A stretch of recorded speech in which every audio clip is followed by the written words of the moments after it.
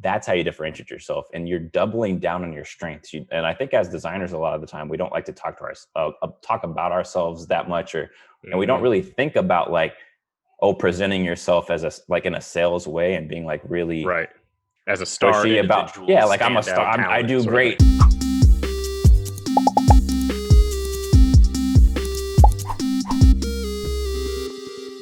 And welcome back, y'all, to another episode of the DeCypher Podcast, a little podcast we got going about design and UX and everything of that nature. It's sensational. It's sensational. I am your host, Kayla Moorhead. I'm your co-host, Cameron Luck, and we're happy to see you guys once again. Yo. So let's get down to it. Today we got another topic, y'all, and it's how to market yourself as a UX designer. Interesting. That'll be a good one because I think this one has a lot of misconceptions built into it. So this will be interesting to talk about.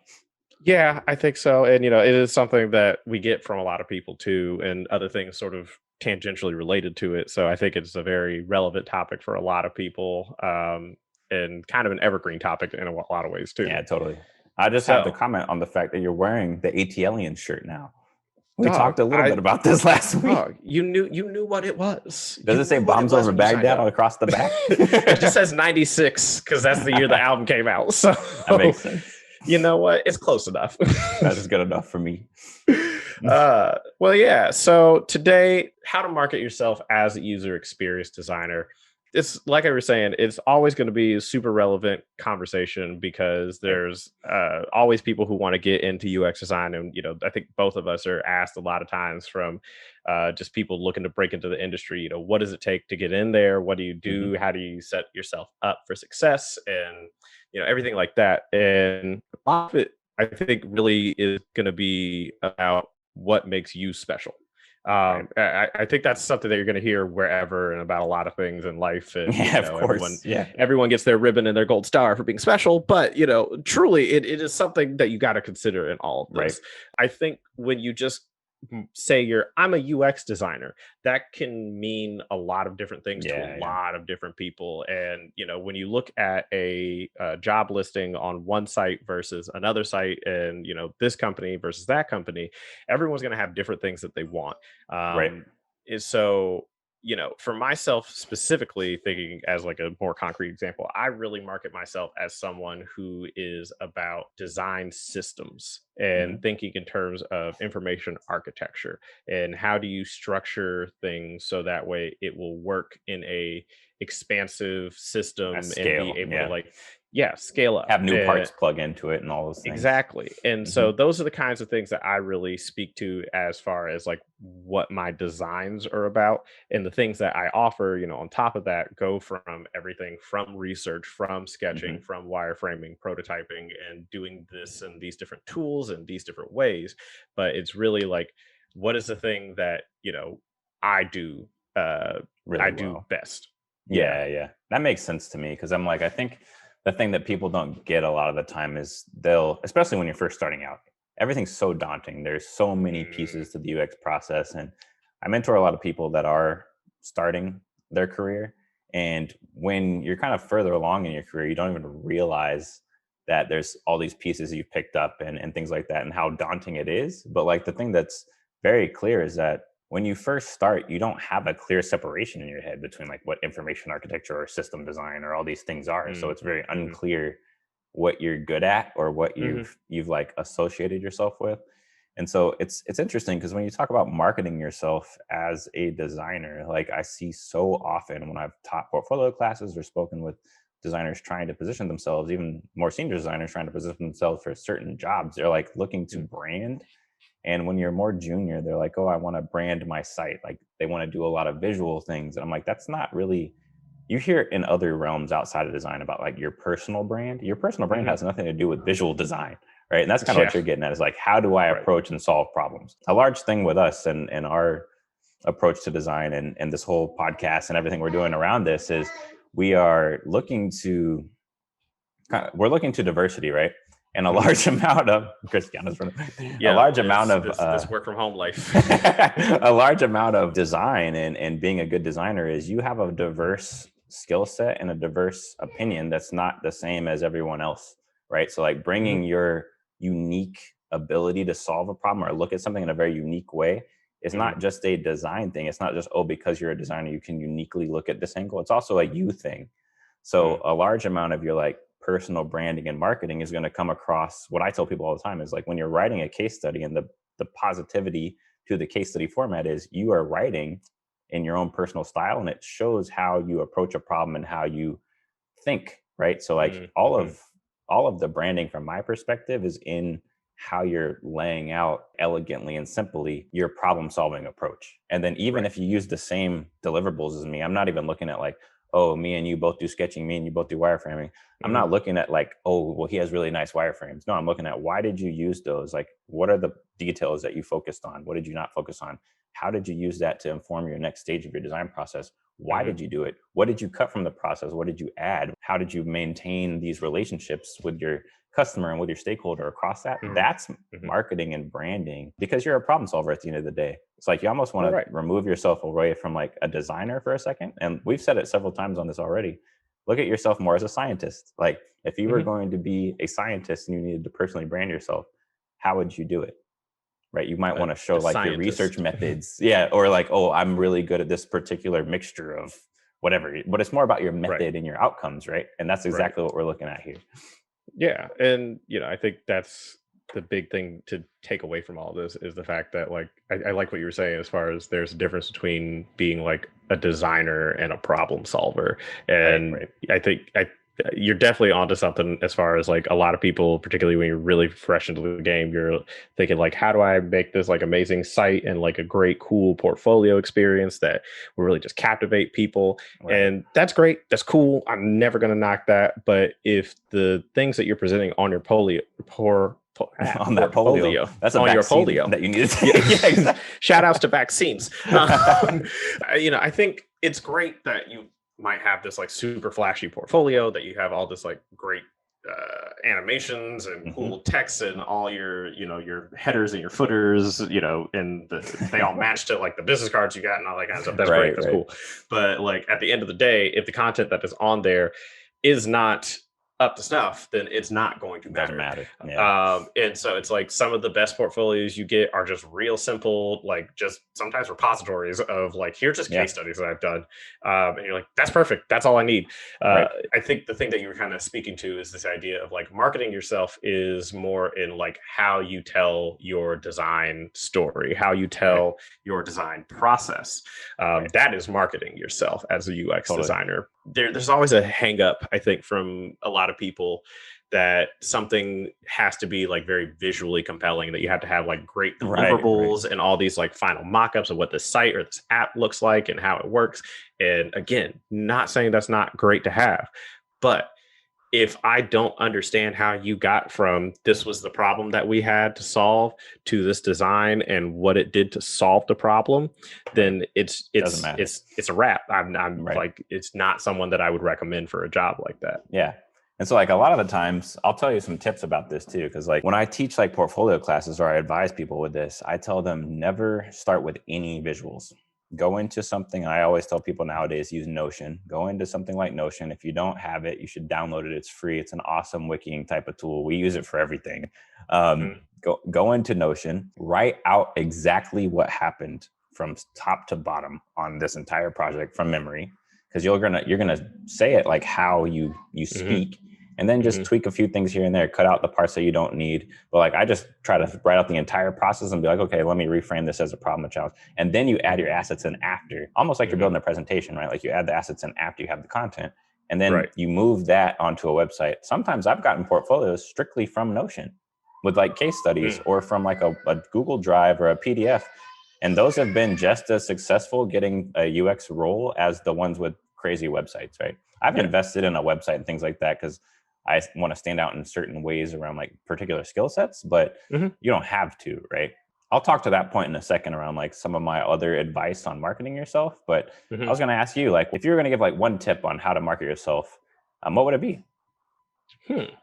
Yeah, I think one of the things that I would say to keep in mind when you're going through this process is sort of an idea around like specialization. Hmm. I think you have to understand that like you specialize in certain parts of the process. Right. And that certain people who are still designers might focus more on sort of like the research side. Right. And Right. like they are like they have a lot of experience with that, and that's kind of the thing that they can really sell themselves on. Is someone's Right. like, I'm very data driven in my designs because I do a lot Right. of like very thorough vetting of these different concepts and ideas and approaches. Someone else like myself, I'm an information architecture guy, and so I think a lot in terms of systems, how things are categorized, how you Right. organize stuff. Shout Taxonomies, outs, stuff like that. shout outs to that OCD. But it's like, but there are other people That who makes are a lot like, of sense. yes, it's design. You're a design technologist, and you're someone who does like Right. prototyping, and you are able to like take a design and build it out, and use it for testing and stuff like that. Right. And I think those are sort of the ways that you specialize yourself. Sorry, Herc, what's going on? That's my dog. Yeah, what? So you got the kids. I got the dogs. Specialize in what? Yeah, exactly. Specialize in wolf, boy. But yeah, Specialize in that bacon. Yeah, exactly. There you go. In that beef.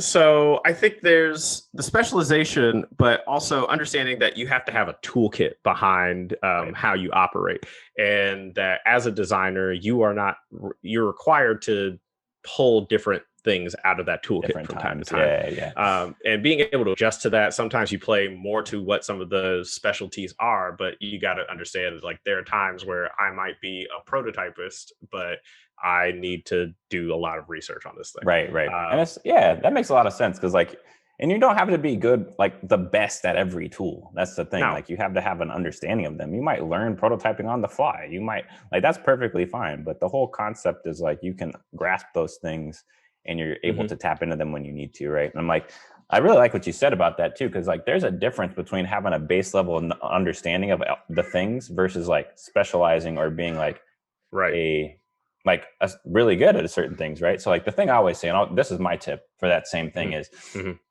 every single time I sit down with people, I'm like, you need to pick two pieces of the UX umbrella that are going to be your primary focuses, right? And kind of what you spoke to a second ago, I'm more of like the design technologist type person. Like I'm very huge on interaction design and research, and those go together well, right? And like those are my two things. I'm also pretty good at the other parts, but those are the things that I specialize in. So I always put those forward. And so the thing that I always tell people and you can do this exercise yourself at home right now. Like if you're someone that's looking into UX or you've already done UX or maybe you want to make a slight pivot within the field itself, try this here. Because everyone always goes, oh, I don't know what those two things would be. I don't have enough information on them, whatever. New stuff. I normally tell them, hey, if you've done anything in UX or even like think of your past life and maybe you've not done UX yet, but there's things that map similarly. But specifically, if you've done something in UX, right? Pick the things that you enjoyed doing the most. Like what deliverables did you enjoy doing the most, right? Did you like wireframing? Did you like information architecture? Did you really like just conducting interviews? Did you like these kind of things? And then also pick the thing that you're the best at. Those don't correlate all the time. Like I like prototyping a lot. Yeah. I learned to like research. Like I didn't begin with like, oh yeah, I love research, but I was good at it and it fit well.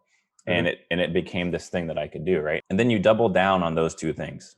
Yeah. And then you position yourself completely with those two things. And you're like, okay, cool. You don't neglect the other piece of the project, of the process, right? But like when you're presenting a case study, especially when you present multiple, show those things the most. Like, oh, here's the interaction design, and here's the prototypes I did, here's the research, here's how I drove this decision with all of my deliverables, right? And so that also will spill over into like a presentation, which is the big part of landing a job, right? Normally, you're only able to show about 2 case studies at any given company. Yeah. You show one that shows your end-to-end grasp of the process. You go, hey, here's what I know how to do. And then your second one, let's say you have 45 minutes. Just make this easy. Spend about 30 to 35 minutes on your first presentation showing a flagship project that shows the end-to-end process. On your second one, don't show me that again. I know you grasp it. Show me those 2 skills really well. Hey, show me a project that shows that you really went above and beyond with interaction design and prototyping. or above and beyond with research or both. That's how you differentiate yourself, and you're doubling down on your strengths. And I think as designers, a lot of the time we don't like to talk about ourselves that much, and we don't really think about like, presenting yourself as like in a sales way and being like really as a star about, like I'm a star, I do great, like, and that I think contributes a lot to this. Yeah, exactly. And that contributes a lot to this, right? And I'm like, but in the midst of these things where you have to present yourself and sell the best version of yourself, right? Like nobody goes to a car dealership and they go, hey, Chevys have bad brakes. They go, oh, this thing has a great gas mileage. They just sell the positives. You don't have to tell us the negatives, right? And then present it that way and show what your strengths are. But like, I would definitely say take some time to really think through those two things. And use the framework I told you a second ago too, if you're not sure, and think about, what do I love and what am I good at? And I feel like I should have dropped a funk flex bomb on after you finish that. Damn, son, where'd you find that one? Yeah, exactly. The cannon. The cannon. Oh man, that's been some years. Those mixtape years were great. So I guess head with another brand new exclusive. The LA leakers. Yeah, exactly. That's the big one. That will never not be amazing. But so I guess for yourself, what do you see as sort of the pitfalls from people who try to market themselves in UX as a UX designer? Yeah, that's actually a good question, because as much as I'm saying like, hey, show your positives, like some people are over the top and kind of like arrogant with it. So a large part of this, right, is even when you're presenting yourself, you're actually presenting yourself in the context of a team. You want to show how your designs influenced people and pushed forward without you being like the design. I did everything. Diva. Yeah, you don't want to present it, even if you did do everything, you don't want to present it that way, but like you want to present it in a way of like, these are the key pieces that I drove forward. And you don't want to present everything. You want to present, here's the things that swayed decisions. And this is what helped us go forward, and be open and honest about when things didn't work and when something failed or a decision went the other way, because then we get to see how you hit up a challenge and we're able to pivot or what was or reconcile it, right? So like those are huge. And then the other side of the branding is sometimes people do get caught up in that visual thing. And like, even if you're going to be a visual designer as part of your like background, if you're going into the bigger UX field, like I need to see the other pieces. And if you overdo it in visuals, like people can see through that. And they'll start being like, hey, this person's not really a good fit for this UX role. Maybe they should be in visual design or UI or graphics, graphic design, right? Which that's fine. Those are all well and good roles. But if you really want to be a UX designer or something like a product designer, when you're positioning your visual things, you still want that case study format where you tell us the end to end, and then position like better visuals alongside those things. And then you can spend time near the end where it's like, hey, here's the outcome, and just go into detail about like, also tell us your decisions about those visuals. Like, why did you choose certain colors? Why did you lay it out this certain way? I never see like a large amount of explanation of why a visual thing was chosen a certain way. And I'm the type that I don't think I'm a great visual designer, but people comment me, like tell me I'm good at visual design. I just follow a grid system. Like I follow 8-point grid system, do everything in 8. And I'm a math guy. So like, I'm at the end of the day, like the math works, but I don't know any of those visual things. If you're able to say like, hey, I was able to use these principles to harmonize these colors, or I picked the color orange because it means energy, like color theory, all these kinds of things, like, and it hits back to your core goals and your user type, I'm blown away by all that kind of stuff. I'm like, oh, this is insane. I have no idea how to do this. Right. I think something you were kind of speaking to, you were saying something about like working within a team.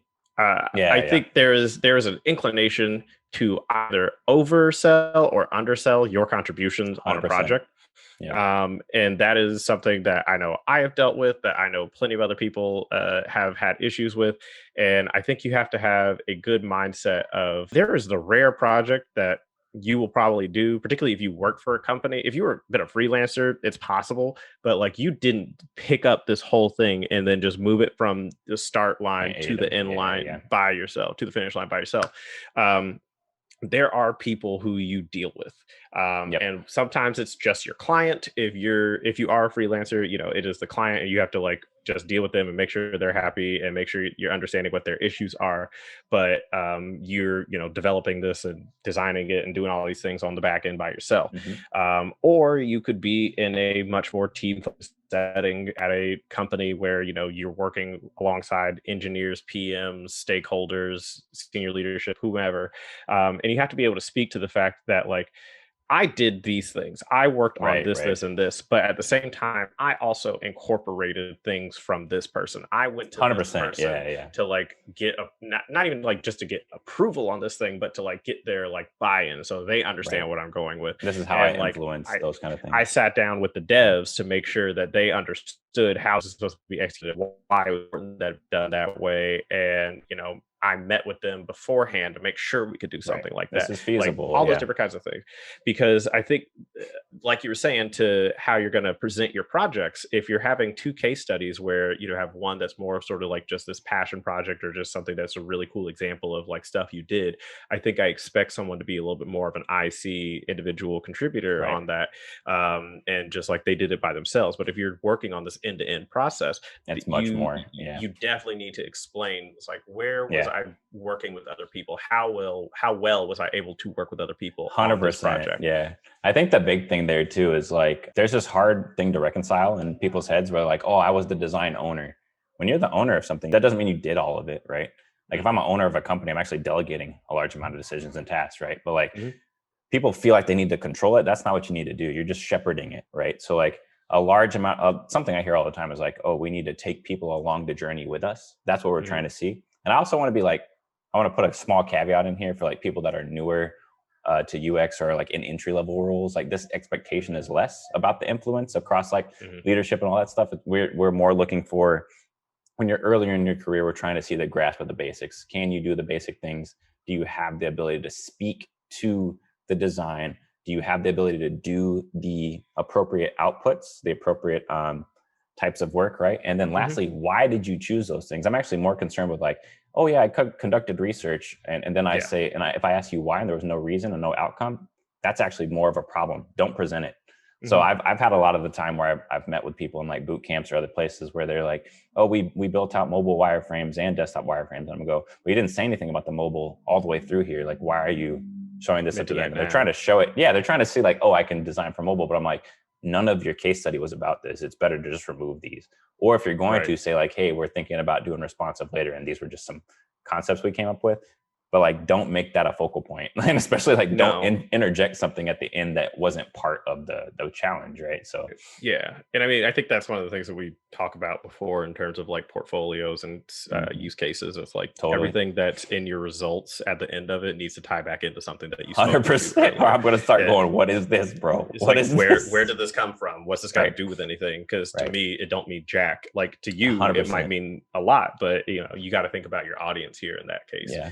And there's a bit of a mixture. I'll just end with this. Like there's a bit of a mixture. Like when you're later in your career, we're actually more invested in trying to figure out like, what is your influence and how do you drive decisions?